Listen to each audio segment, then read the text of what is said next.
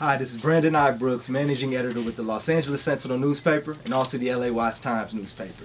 It is my absolute pleasure today to be here with a musical icon, a rap legend, a worldwide superstar, and as I like to call him, a hometown hero, Mr. Big Snoop Dogg. What's up, sir? Hey man, it's my pleasure, my honor, loved one. You understand me? It's a treat when players meet.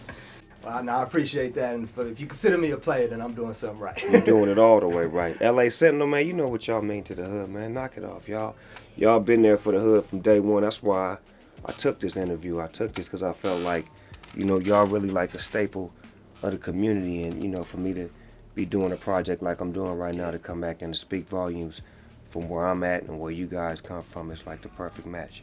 And I appreciate that, and it does mean a lot. We know that you're a busy man and you could be with anybody, but you're here with us today, so thank you. Yeah, I turned down ESPN, ABC, Oprah Winfrey Network, all of them. I told them, hold on, I'm doing the Sentinel right now. Y'all get back at me. That's what's up. But look, we're here today for this is the big thing coming up. Your album released this week, and the Bible of Love, which a lot of hype coming out about this, and I can see why. It's a gospel album, Right. So you got to tell us how Snoop Dogg, fell into a gospel album, how this came about, man. Well, if you know anything about Snoop Dogg, his music is spiritual in many ways, and he's always dibbled and dabbled in the gospel world as far as having a message with the music that I make. But for me to take my time and say I wanted to make a whole project dedicated to gospel music and grab some of the greats in gospel music and put them together with a team of writers and producers and a bunch of artists who have been overshadowed or thrown out or looked at crazy, but giving them all a second opportunity to come back and to speak volumes for the music and the spirit of the music and the direction that we took was love. The whole project is about love. That's why I chose to call it Bible of Love, because we preaching from a different Bible. We're not preaching from the Bible of hate and love. We're preaching from the Bible of straight love.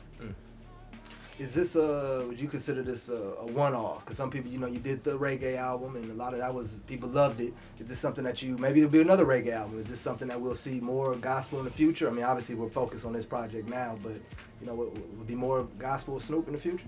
I think so. I play it by ear, I'm an audible kind of quarterback, so I can call a play, but I get to the line of scrimmage and change it up, so this felt right. I was in the middle of a gangster-ass record when I decided to do this. Really? Yeah, deep. I was heavy in it too. Gangbang music. Do you think that was part of it, like an experience, a calling? Was it God? Like, was it a moment that you just? It I think it was. I think it was. It had always been in my heart, but I had always put it in the back of my mind.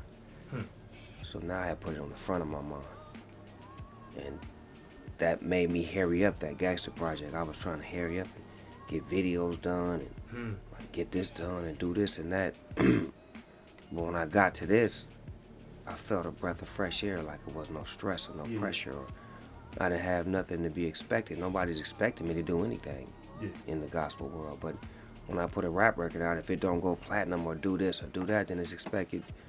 It's not up to expectations. You hear what I'm saying? So this was like, I'm not going to be judged off of the sales of this. It's the feeling I'm trying to get you. Yeah. And if it feels good to you, it must be good for you. Collaborations, producers, who can we expect, or who should people look out for? Oh, wow. Faith Evans, Kim Burrell, Patti LaBelle, wow. Rance Allen, Clark Sisters, Marvin Sapp, Mary. Oh, that's an all-star lineup, man. Man.